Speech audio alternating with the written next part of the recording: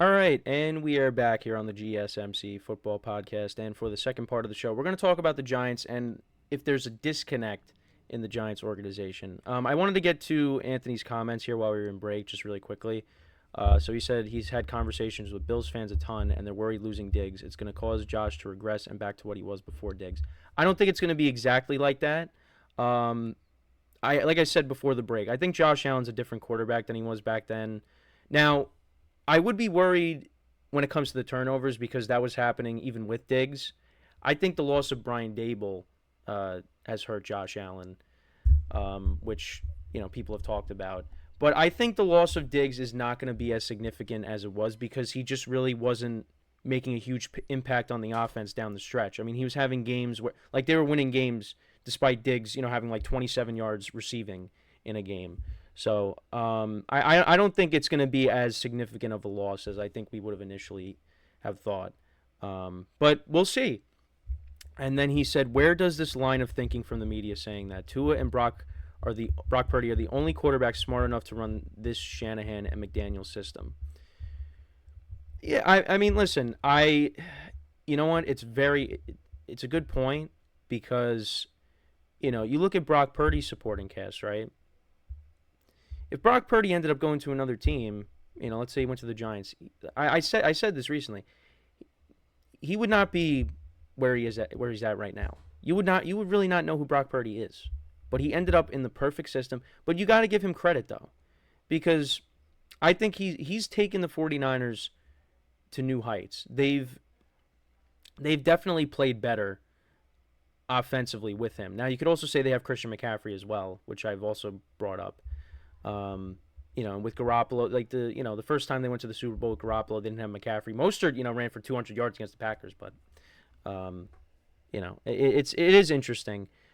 They are kind of in that same conversation. But the difference is, Brock Purdy's made it to NFC Championship games and a Super Bowl. Tua has not done that. So I don't know. It really is. It's tough. It's a tough conversation to have.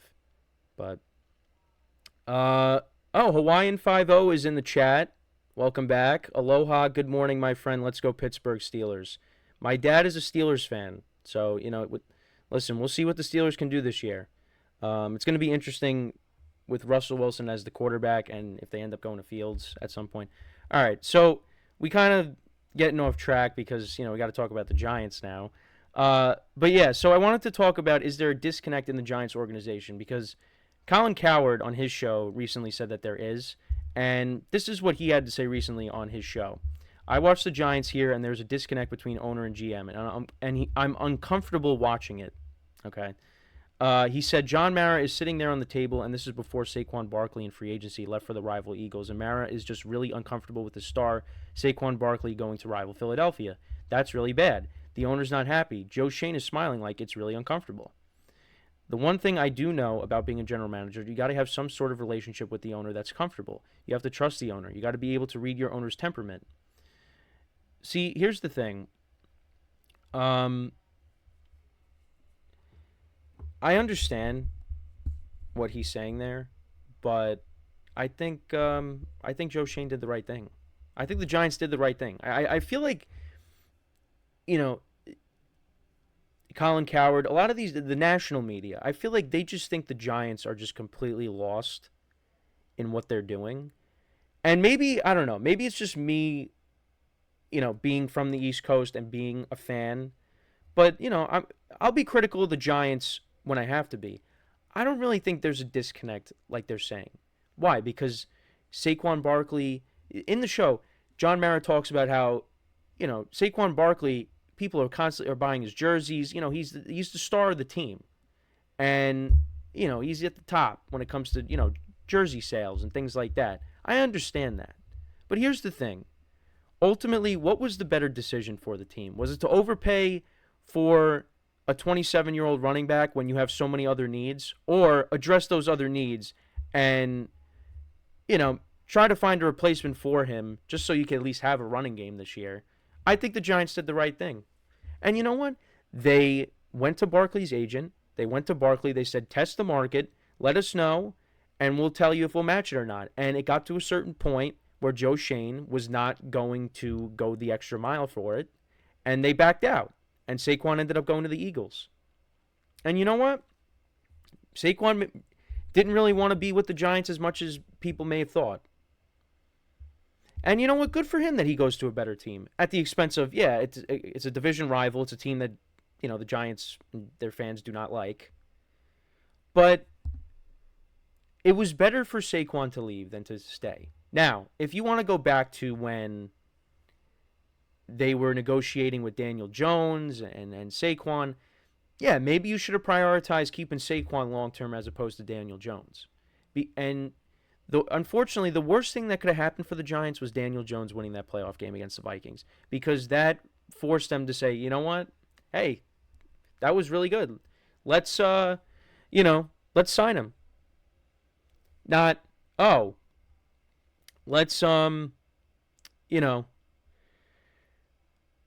let's evaluate him after the Eagles playoff game when they, got destroyed. So, unfortunately, as great as seeing the Giants win a playoff game for the first time in a while, that also hurt them, because that made them say, all right, well, we could pay Daniel Jones. So, I don't know. It's tough, but I don't think there's this disconnect, because here's the other thing. John Mara, he had his handprints on the Eli Manning situation. Like, they felt like they did Eli wrong when Geno Smith started for him, and Ben McAdoo and the coaching staff, they benched him. Well, actually, I think that was also part of the front office, too. They benched Eli Manning. They started Geno Smith.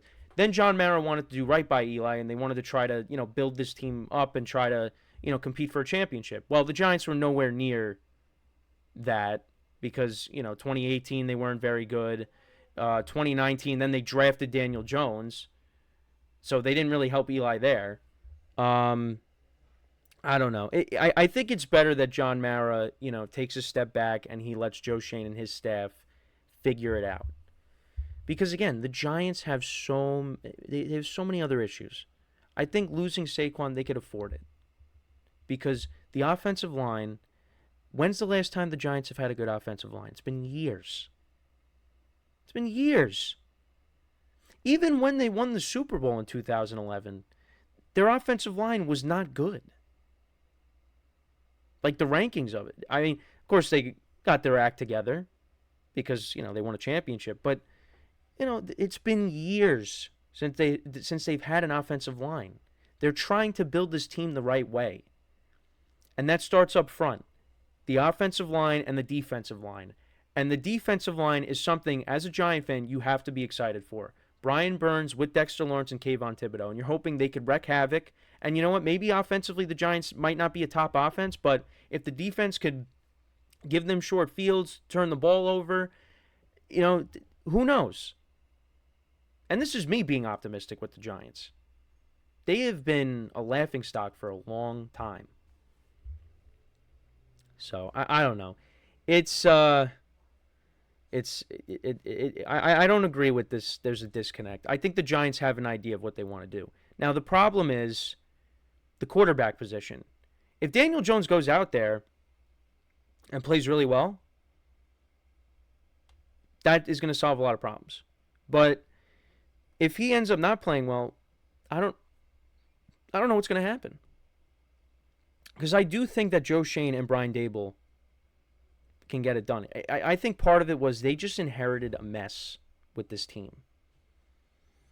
And they really have, and ultimately they could pay the price for it, but they're trying to turn it around. And I feel like they're slowly but surely doing that. But now we're going into year 3 and got to see results. So we'll see what happens. But in the chat, though, we did get some comments while I went off on that spiel. Anthony said, I think there's a giant disconnect in that organization. The ownership wants to stay with Daniel Jones, but the GM and coach want to move on from Daniel. It's part of it, but you know what? I think if Joe Schoen wants to move off of Daniel Jones after this season, I don't think John Mara is going to step in. The problem is we're now in 2024. Daniel Jones was drafted in 2019.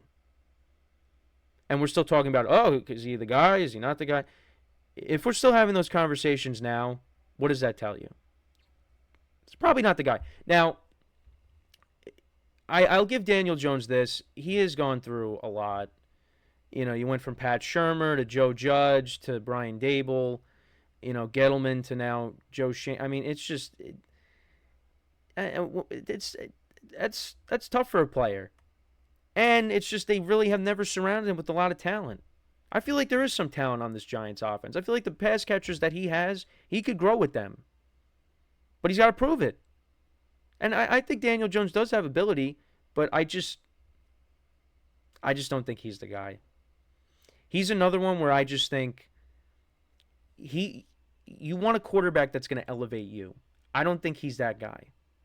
I think running with the football, that makes him dangerous, but it's just, I'm sorry. It's just, at this point, I think he's not the guy. And I feel bad because, he seems like a nice guy. You want to see him succeed, but it's just, we got to pull the plug. But you know what? If he goes out there and proves everybody wrong, I'll be happy with that. Hawaiian says, thanks for Justin. Not since Lawrence Taylor rolling on the floor laughing. And then Sal in the chat says, if Dable can't save him, nobody can. I mean, listen, if he ended up on, I don't know. Let's say he ended up being Brock Purdy's backup, and Brock Purdy got hurt. I mean, if he's throwing to Kittle and Debo and Ayuk, and, well, we don't know about Ayuk, and McCaffrey, I mean, I think Daniel Jones would look good in the 49ers offense. I really would. It's just, the Giants wasn't the best situation for him to end up in. First of all, I mean, when you hear a quarterback being drafted from Duke, you're thinking, my friend has a funny video of him reacting to it. You think of Duke, you think of a basketball school. You don't think of football, but that's just what ended up happening. So, it is what it is, but I don't think there's this disconnect like people think. I think there was a disconnect between, the previous regimes, but I think here, Joe Schoen and Brian Dable, I think, have an idea. So, I don't know. That's just my opinion. Let me know what you guys think about that. But before we go to break again, just want to remind you guys once again to tip or donate and get your comments recognized. Make sure to go to the following link. That is GSMCPodcast.net. Really helps the show, makes the show more interactive between myself, the host, and you guys, the viewers. Again, that is GSMCPodcast.net. And as always, it is displayed on the ticker at the bottom of the show segment down below. So when we come back from our next break, we will talk about Derek Carr, why he chose the Saints over the Jets. We'll get into that. And we'll also talk about, do the Jets regret not bringing in Derek Carr and trading for Aaron Rodgers? We'll get into that conversation when we come back. Don't want to miss that. So stick around, and we'll be right back here on the GSMC Football Podcast.